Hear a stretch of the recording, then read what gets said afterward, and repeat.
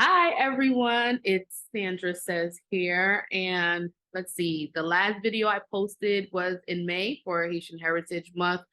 So I wanted to do this video, well, this vlog recap of my trip to Paris. I've been, since I went, of course, it's been posted on social media, my Instagram, TikTok, and all that. But because of questions and things like that, I'm like, let me just make a vlog about it, a longer form recap, so that way I can answer some questions.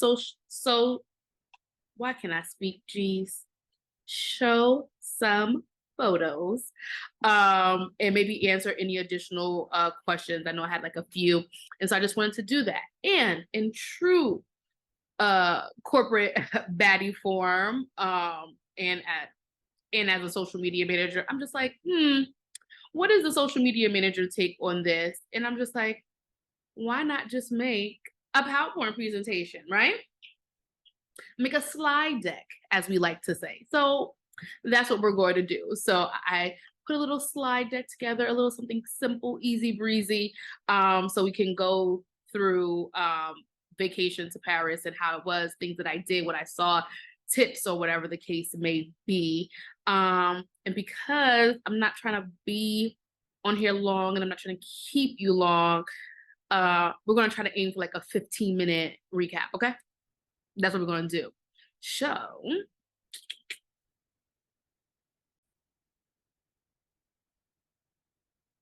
So what we're going to do is I'm going to share my screen and we're going to get into this PowerPoint, shall we? All right. Let's get into this PowerPoint, shall we? So here we go. Very much a me thing right here. All right, so this is me. As you know, it is Leo season, so shout out to all the Leos, especially the July Leos out there. I close out the month as a July 31st Leo, so that's number one. And so, of course, when you go to the Louvre, you have to take this picture. It's like mandatory at this point. There are a lot of people going to be there. As someone who is on the shorter side, it was a bit difficult to do that little pointy thing and try to get it at the right angle. But if you do go to the Louvre, you definitely, try to get your photos. Going earlier, of course, is better. The earlier you go, the better, photos you can take. You can really walk around and get how massive the place is. You know what I'm going to do? Let me set my timer real quick because, like I said, Sandra's not trying to be here talking all day. So, I set a 15-minute timer. Okay, so let's get into it. What I saw, so many things. I'm definitely one of those people, if I'm going on a vacation, if I'm going on a trip, I want to see what I can see. I want to go where I want to go. It is what it is. Like, I paid my money. I want to see things. So one of the things that I visited was Sacré-Cœur. So it's a church. You can go inside the church. The area that it's located at, when you get off the train, you go up, it's all these vendors. You can go up the back of Sacré-Cœur. So I definitely wanted to see that.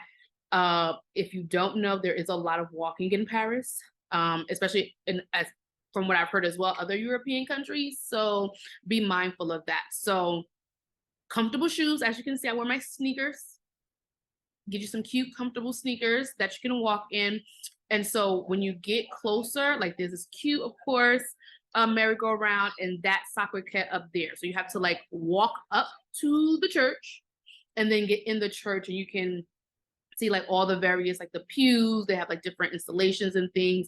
And then you can actually go up to like the very top of the church and get like another view of Paris. A lot of people, what you can do is go have like a picnic. They have people there, of course, selling different trinkets and souvenirs. You can also like later at night also do like picnics. They have musicians and stuff, so that's pretty cool. I went, like, as you can see, during the daytime, and I thought it was pretty cool. But of course it was a lot of walking, and I had already did a lot of walking earlier in the day, so it's just something to be mindful of. So see, like I said, you're down there and then you're walking all the way up to the church Sacre Cat, right? And then when you get there, it's the view. So this is like almost like I would say like the midway point because you still walk up like maybe 2 or 3 steps and then you can go inside of the church, but you do get a really nice view of Paris. And like I said, as you can see, people sitting down, looking around, taking in the view and the atmosphere and the day. So like you see that green thing down there, that was the merry-go-round where we were. And you know, it's a town, city, whatever you want to call it, where Sacre Cat is, so you can like walk around that area as well. So that was like a nice, cool thing to do. Like I said, for a lot of things in Paris, try to get there early to avoid the crowds. I was there in July, which is like big season for Paris. So, hey, if you're not a crowds person, if you are classic, things like that, you either go early or don't go at all. So that way you're not like, oh my God, I know so many people's going to be there. You're a tourist in a big city, right? You're a tourist in a very popular destination. So you have to prepare yourself for all the crowds and people and all that good stuff. Also, as I don't know, for those that don't know, pickpocketing is a big thing. You know, there's scammers everywhere. So you do want to be mindful in that area as well. There are people trying to sell you things or distract you. So, you know, wear like a bag that you can close or like a fanny pack or something like that. So you're not vulnerable to getting pickpocketed. Oh, look at that view again. But it was definitely worth the visit of, you know, seeing. I did want to see the Sacre Cat. I did want to see what that view looked like from that angle. So glad that I did that. Other things, I did go to the Notre Dame. As we know, it caught fire. So we couldn't go inside, obviously. And I went to the Notre Dame as part of the Red Bus tour. So it's that hop on, hop off bus. That is something I do recommend if you're going to Paris or even like another big city that has that option, because you're able to tour the whole city and then get off and see what is in little pockets of the city. So that was a good thing for me. So I did the Notre Dame, even though like it's on fire, we couldn't go outside. We got to see outside. Again, photo ops, you know, reading some of the different information that they had around about Notre Dame. That was cool. I went to the Tuileries garden. That was nice. Paris has a lot of nice public gardens, I will say. And I did that as well. It was a very hot day, that particular day. But these are 2 places to add to your list if it's not already, just to go see. Tuileries Gardens is especially nice because of how big it is and you can walk around. They have like a Ferris wheel type of thing, other like I would say like amusement park type of attractions at that garden. And of course you can just lounge around and relax if that's what you're more into. And then of course Notre Dame is close to Luxembourg Garden, if I'm remembering correctly. So it's like a 15, maybe 20-minute walk from Notre Dame over there. So that's like another good option of what you might want to do. Now, these 2 probably don't need any introduction. So you have the Arc de Triomphe, which is on Champs-Elysees. I did one thing. The scam about Paris is they want you to come see their monuments and things in the morning, and they want you to come see it at night. That's the scam about Paris. They want you to come in the morning, see it when it's beautiful. It's so lovely. But also come see it at night at sunset. It looks different in some way, and you'll just have a more magical moment. And so I did. So I went to the Arc de Triomphe morning and nighttime to see like the sunset. I didn't climb up top during the sunset, but I did during the day. And when you're on top of the Arc de Triomphe, you can of course see the Eiffel Tower, and it's a all the way walk up. They do have elevators, so if you don't have like that bit of mobility, you can you know, take an elevator up. So that was nice to see.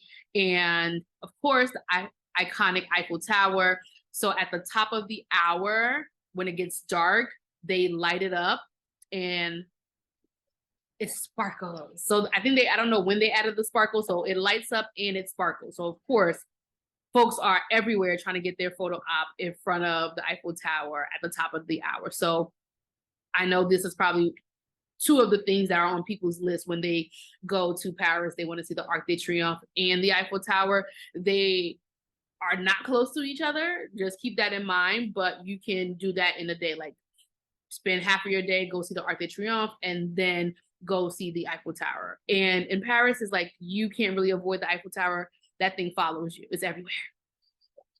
I mean, just look at it. Look how it sparkles. It's so cute. Something about it, right? Hey, Paris, that's how they get you. Come see it in the morning and at night. Now on the Champs-Élysées, where the Arc de Triomphe is, so like that's the main like shopping street. I didn't realize how big the Louis Vuitton store was, like the original, like the first one. It's huge. And right next door is the Dior. And I'm just like, oh, wow, how big are you? It's huge, huge, huge. So, you know, I had to get a nice little video selfie. I'm just like, this thing is huge. But yeah, so the Arc de Triomphe is on Champs-Élysées. So you can walk Champs-Élysées. That's where like a lot of the shopping is and all that good stuff. Huge, I'm telling you, huge. Now, Parisian food, French food. I ate pretty good when I was in Paris. I don't know if people are just not doing their adequate research, or maybe before you came to Paris, you never had French food before, but you kind of got to do your research, folks. And research does not just mean watching a couple of TikToks or watching a couple of Instagram reels, right? You really go to the country's tourism Instagram, right? Go to the country's tourism website, things like that. That's what research is. Like watching a couple of social media videos does not constitute research, right? Coming from someone who had to do actual reports with citations and references, folks are using research very loosely these days. So research requires actual research in multiple sources, right? Not just one homogeneous source that you keep using over and over. So I pretty much knew what I was getting into when it came to French Parisian food. So one of the restaurants that I tried is this, it's like from 1899, Fouguet's, which is actually like across the street from the Louis Vuitton store. So I wanted to try escargot, had some really good red wine. This was also the night like the rioting and stuff was going on in Paris. So had to kind of eat and run. So it kind of shortened my restaurant experience a little bit, but the food was delicious. The bread was good. The wine was good. The atmosphere. I ate good. I had a good time, you know? Hey. I went to Café de la Paix. And so that's like another Parisian landmark place. Like look at it. Look at the aesthetic, right? You feel like you're in Paris. I had brunch. I had the unlimited brunch when I was there. That's something I would definitely recommend, either going there just to eat, whether you sit inside or outside, or partaking in the brunch. You know, I had to get some content for the gram while I was there. The brunch buffet, it allows you get like a drink with it. And it's a real buffet. They have live singers and all that good stuff. So I enjoyed myself. Plus, I'm also not a picky eater, so that might also be another thing. If you are a picky eater, you might have some issues, I would think. Like if you don't like a lot of things, if you don't like different textures, if I see a lot about, oh, things aren't seasoned and things like that. It's not so much seasoning. I think folks are confusing seasoning with flavorings. So something can be well seasoned, but it doesn't have like maybe a flavor that you're accustomed from, especially if you're like from a more, I don't know, like ethnic background or a different ethnic background. What you consider seasoning is often being misconstrued with like flavoring. So you want to make sure you have that in your brain. Then I had got this really nice cocktail on the street, so that was nice. Thoroughly enjoyed my time in Paris. Oh, and then I went to Hotel Costas with the bestie. Now, Hotel Costas, that's one of the places Kim Kardashian, I believe she flew from LA to go have their cheesecake. I didn't have the cheesecake. That place is pricey. And so cheesecake was like 20 something dollars. And I was like, I think I'm all right on a $20 slice of cheesecake. But maybe next time I go, I'll give it a try. I understand the hype of the place. The food is good. It has a nice vibe. The indoor patio area is like that's where everyone wants to sit, right? Like that indoor patio area. And so it's like it kind of feels like you're outside, but you're inside type of thing. So I see why people want to go there. They have a really good playlist. Like their playlist is something that they're known for. They also sell candles, perfume. So the hotel and the restaurant, I understand the hype. It's a place that if I were to go back to Paris, I would go back to again. Yes, the reception, they're a little rude, they're a little cold. Parisians kind of fit that stereotype of rudeness, especially I think once they do realize you are an American, they could be a little antsy pantsy around that. But overall, I had a good time. I had the money. Like, what you gonna tell me? I can't come in here? I'm not gonna spend. I'm gonna spend my coins. What are you gonna tell me? But the Bessie and I had a good time. The fries, amazing. I had the duck, really good. That duck was happy. Like I tasted the happiness in the duck. My best friend, she had some fish and a curry sauce. I did not know fish and curry sauce would go together, but it did. So Hotel Hostess, the food is good, the vibe is there. We had a really good waiter.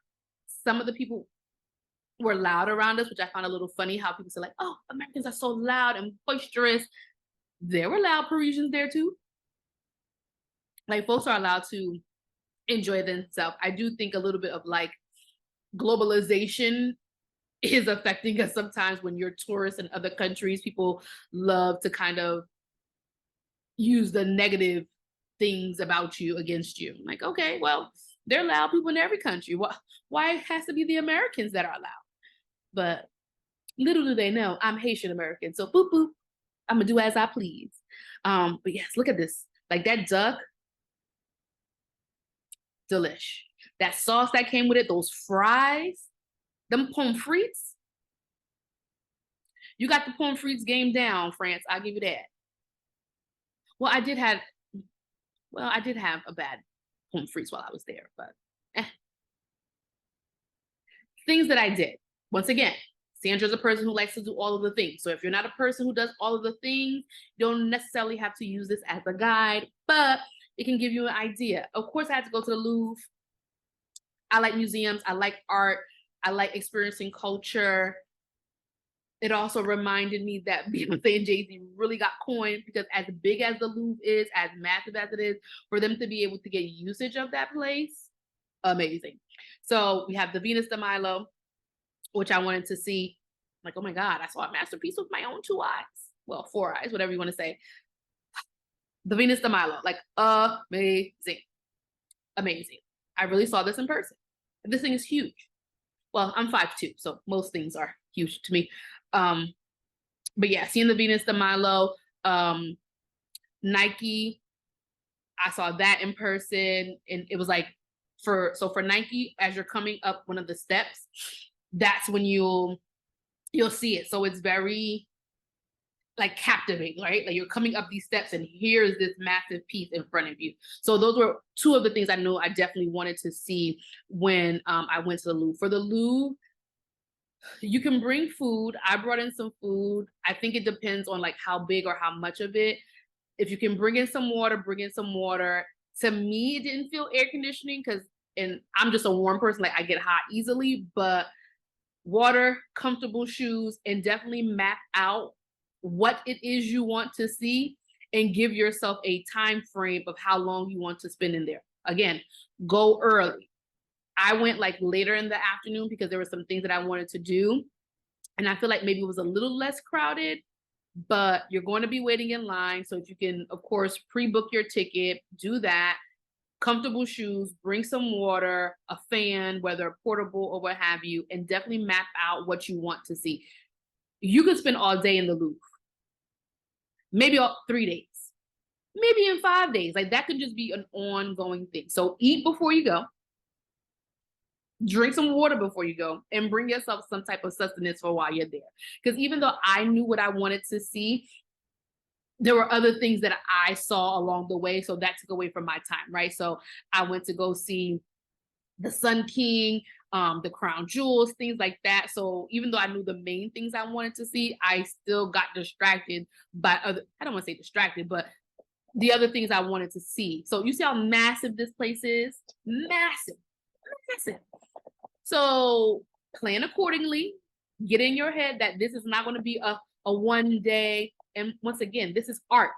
You can't just go in and just rush out. You have to take it in. You have to look. You have to read the descriptions, things like that. So why are you rushing? You paid your good money to go into this museum.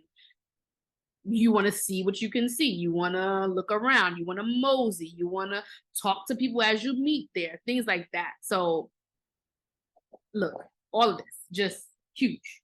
Just, you can't see that in a day.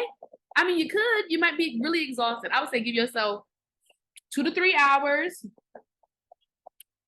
Unless you're like a big art lover or what have you, maybe 4. But give yourself the adequate time because you will be exhausted. Like, oh, and then I have to see the Mona Lisa. Oh my God, the Mona Lisa. Yes, I saw the Mona Lisa. I really did. I really saw the Mona Lisa, and I was very excited about that. Like Leonardo da Vinci did his thing, he did that. Can't even hate on the guy. And like, you have to wait in this very long queue. See, I learned my little wait in the line, wait in the queue, and they just let you in the line, take your picture and go. You look at it, take a picture and go. So it's a very thing. And it's in the middle. So you have to stand in the line in the middle, and it's through the queue. And then on the sides are some other paintings, of course, that you can look like. This is like some of the crown jewels that we got to saw when I went to the area where the Sun King is. So that was really nice. I wanted to see, so I made that happen. I went to the Seine River. So if you're going to go to Paris, you got to do a river tour. And like I said, the scam with Paris is they want you to come in the morning. They want you to come during daylight and nighttime. I did a daytime tour, and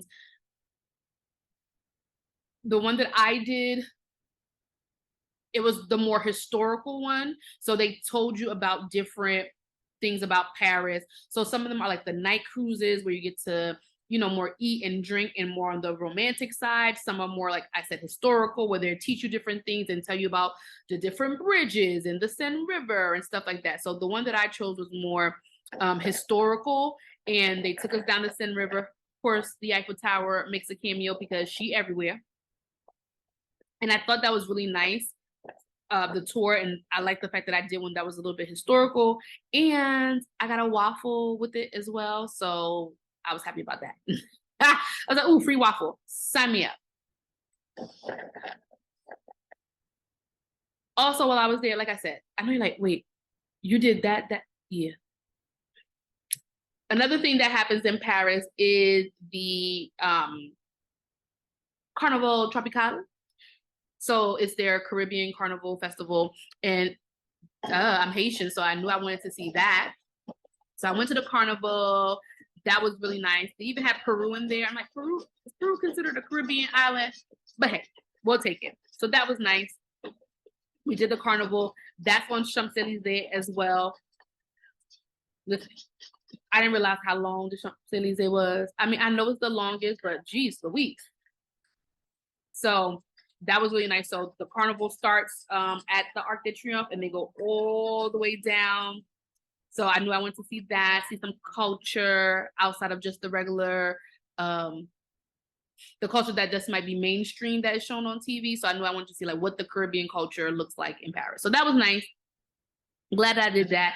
It was a very hot day as well. See, I was hot. I had to use my flag. I was like, whew, sweating bullets out here in these streets. Ooh, yeah. Sunblock. Whew, out here repping. See, oh, there goes Peru. I was like, oh, Peru. I was like, do your thing. Dancing. I'm telling you, it was hot that day, and there was very much covered. And I was like, I don't know how y'all doing that for real. But I was like, look, glad to see it. And of course, My people, they was having a good time. And so even after they went through, they were like one of the last ones, like if I remember correctly, like one of the last bands to go. So they was cutting up. You know, my people gonna cut up. It was a good time. Glad that I got to experience that. Like I said, Paris got me. You know how many times I saw the Eiffel Tower throughout my trip? It's everywhere. So I had to get a nighttime pic in front of the Eiffel Tower. I did bring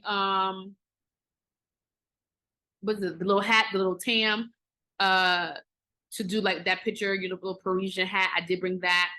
I went to the, like I said, this photo with the Nike outfit on, that's the garden at Luxembourg that's near the Notre Dame.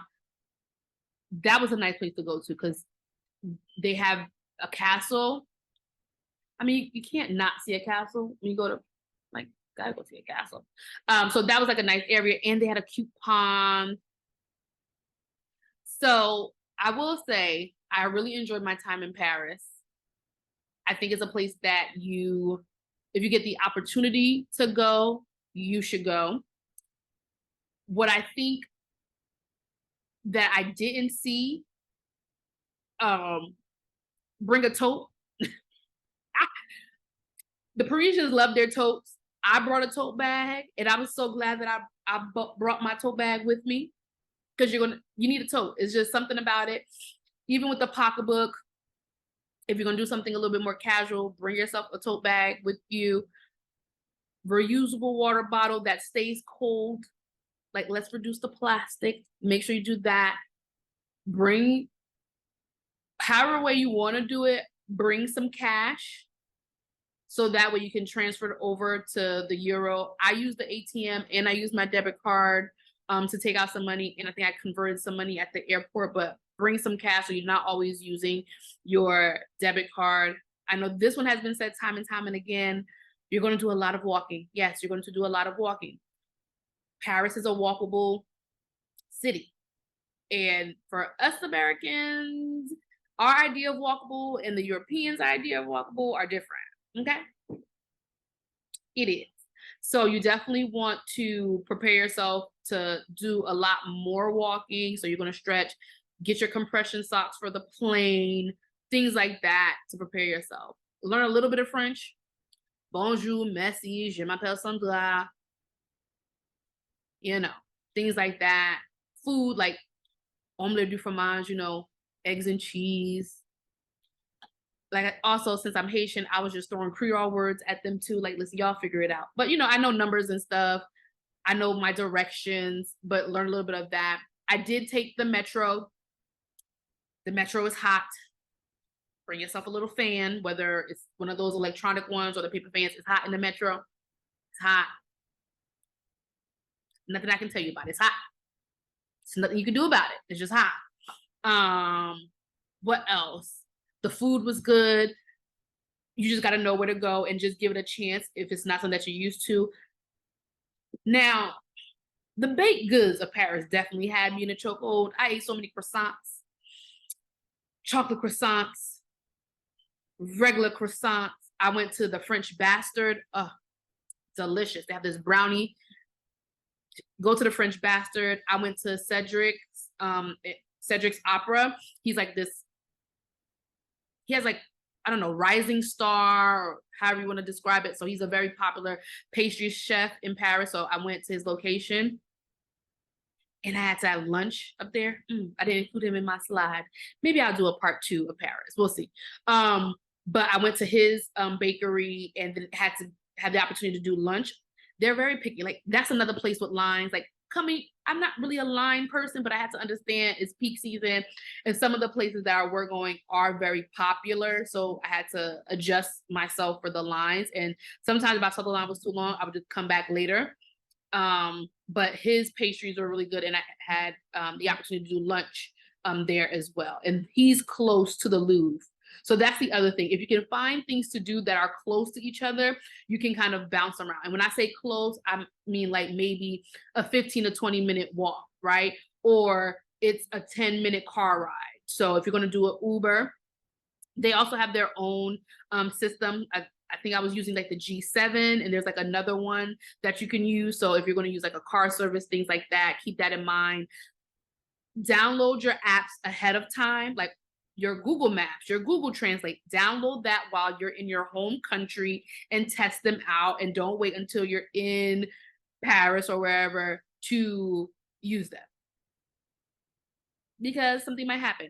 Also, download the offline version of Google Maps, so that way when you don't have service and things like that, you're able to use it. But definitely download all your international apps ahead of time, and then check them out to make sure what additional thing they might, oh, you need to log in here, you need to do this, so that way you can do it ahead of time. But that was like my Paris recap. If you follow me on Instagram, underscore Sandra says underscore, like there's some recaps there. I might do an Instagram highlight of Paris. If you have any questions that I might be able to answer, maybe I can do that as well. But hopefully you enjoyed this recap. For those that asked for the video, you better watch it and share it and leave a comment and all that good stuff. But yes, that was Paris 2023. And till next time.